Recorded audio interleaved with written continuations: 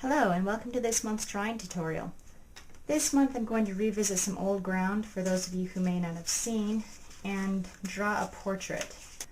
So once you have your reference material, then take some strips of paper or a frame and decide how you want to crop it. Once you've done that, measure the picture's width and length. So this is 3.25 and the width 4.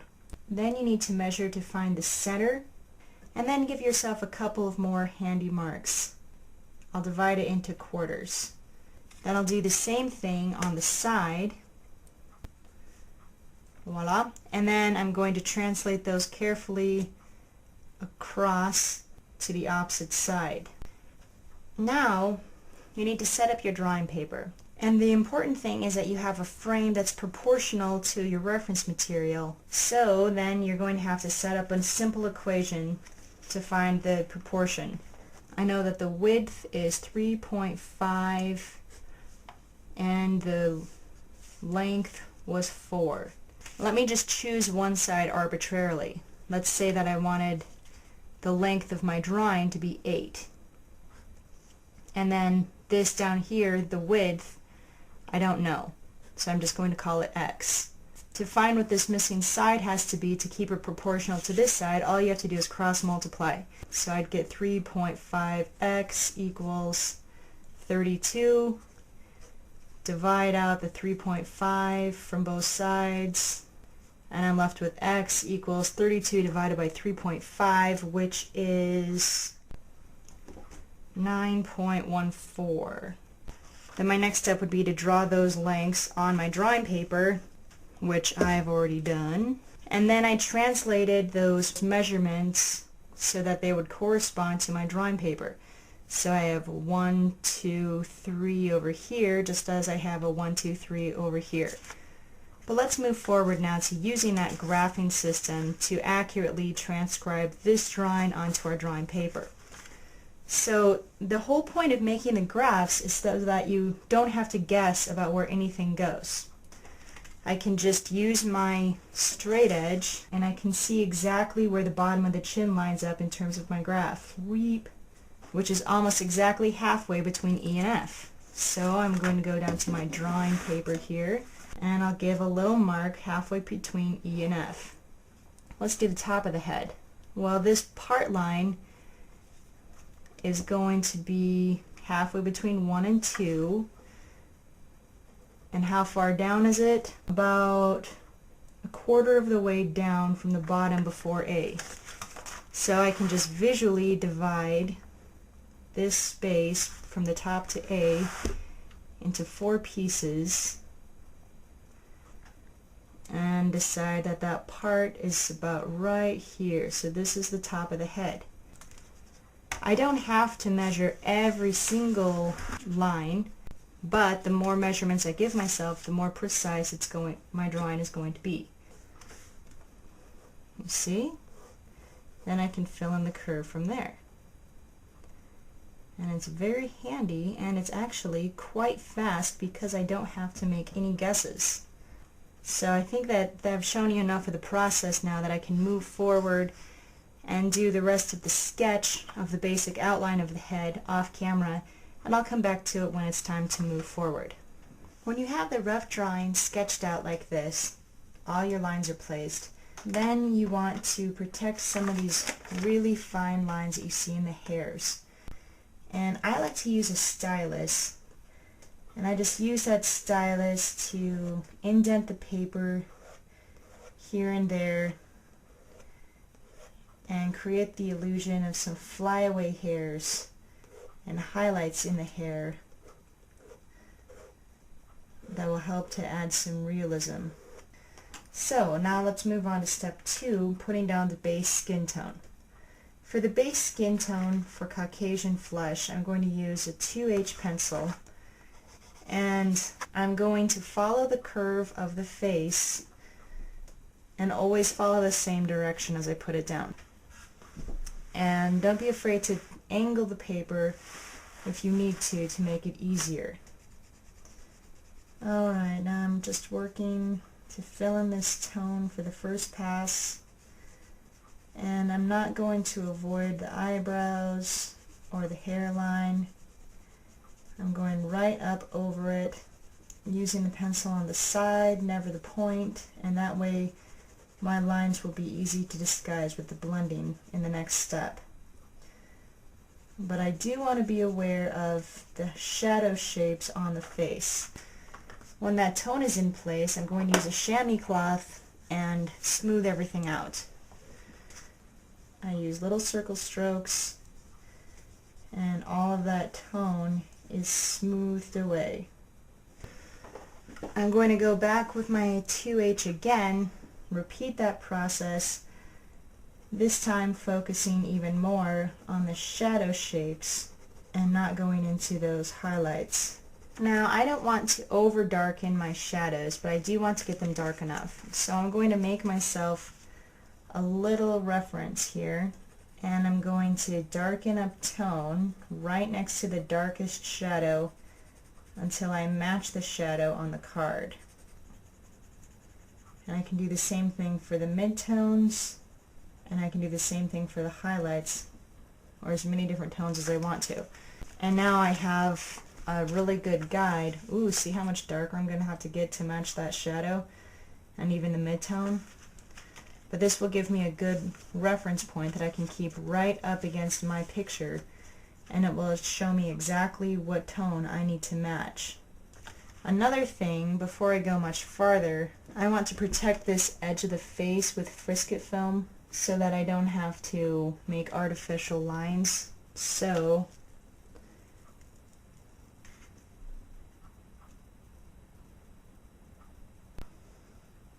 now when I go over the edge, you see I can go right over that tape, and when I peel up the tape I'm going to have a very clean, even edge that looks much more natural. Alright, so I'm going to fill this tone in, and the second time I blend, I'm going to do it with a Tortillon, which will also give me a smooth finish, but which won't pick up nearly so much of the medium. And for the very light areas, you can just use this stomp and use that as not only a blending tool, but almost a pencil that puts the tone down for you, and it will put the tone down very smoothly. So I'm going to darken up the shadows of the face here, and when the skin tone is ready, I'm going to move into the different features, the eyes, the lips, the nose. At this stage the drawing is going to look really strange, but you have the various skin tones in place and you're ready to start moving into the features. So I'm going to get a nice sharp 2B pencil ready. I'm going to start in the eyes. So I start by strengthening those outlines. There's usually a strong upper lid line, and then the upper line of the eye is really dark because that's where the lashes are growing. And then the iris, I strengthen around in there, and just re-strengthen where that pupil goes. I can even start to fill it in with a little bit of tone, and that will help me see better if the eye is looking in the right direction. And I'm not darkening anything up as much as it needs to be at the end yet.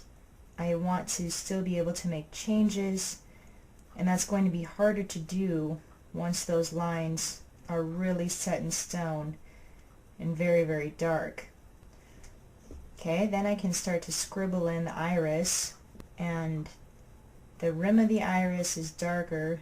Then you have these scribbly lines on the inside, and then the pupil is extremely dark. Then pick up your stomp or tortillon. See how I start in the dark corner, and then I blend my way outward to the white of the eye, and that gives me an easy way of adding some tone without making it too dark like a pencil could do. Alright, so you can see how the eye gradually comes to life. So that's one eye done. I'll do the same to the other eye, but let's move down to the nose. The nose is much simpler than the eye. It's basically a matter of darkening up under the nostrils and on the side of the nostrils. And importantly, you want the tip of the nose to look like it's sticking out, almost like a ball. And so you need to add a little bit of shading on the underside and keep a highlight on the point of the nose that's pointing farthest out. So the very tip, there should be a highlight. But see how I just used the pencil on the side and I gradually build up those contrasts. Then I'll drop the pencil, go in with this stomp and soften those lines, and then I'll blend the tip of the nose here with little circle strokes that disguise those lines. I might need to darken up those tones, but that's the process that you go through for the nose. And you go through the same sort of process for the lips. The lips have more apparent lines, especially the line between the lips and the line that edges up against the open mouth. Then you're going to see some dark cracks in the lips often. You can just add some tone, darken up the corners, and then let your stomp do the rest. So I'm going to pull it down following the curve of the lip. See? And the lips need to be quite a bit darker than the surrounding skin so that they can stand out and look different from the other skin tone. So it's the same process that you took on the initial skin pass. You put down a base tone, then you go back in and you darken up as needed. Let the lips be sort of subtle, and don't forget that really important line of reflected light that separates the lips from the chin. Okay, so let me push these lips and the rest of the face up a little farther and we'll come back for the hair. Here's the portrait so far. So now I'll remove the tape. Very good. Now I wanted to move into the hair, and I'm going to start by blocking in the tones in the hair. You can squint at the hair to make it easier to see where those darks should be, but I'm just going to basically sketch in a few scribbly lines here and there to begin with. That will show the direction of the hair. And then I can go back with the pencil on the side and start to fill those in more. So I'm just going to still follow the direction of the hair growth.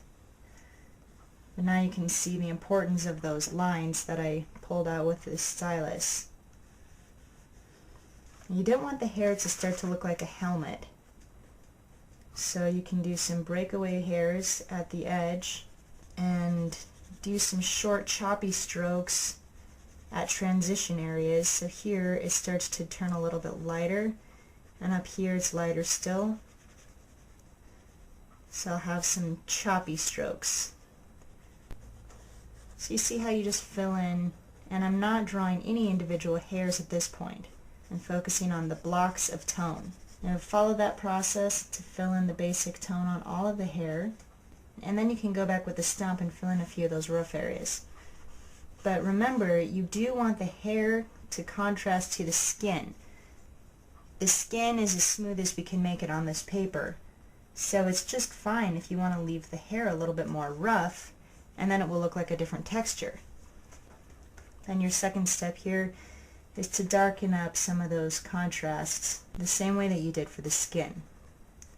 So you take a second pass, you pick and choose a few places to go in darker, and then you're going to use a light, sharp pencil like an H and go around the outside of the head, making some of those flyaways, just like this.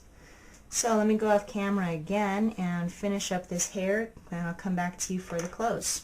Now here is the finished head. So now let's do the last thing, and that's that little dress. It's a white dress, so it's going to be pretty fast. So the first thing that you want to do is indicate where those wrinkles are. I'm going to use an HB and give myself very, very light guidelines. Then I'm going to use my H pencil turn the drawing a little bit and add the shading to the shadow side. Just like that. Now it's time for the chamois. I'm going to avoid the hair pretty well.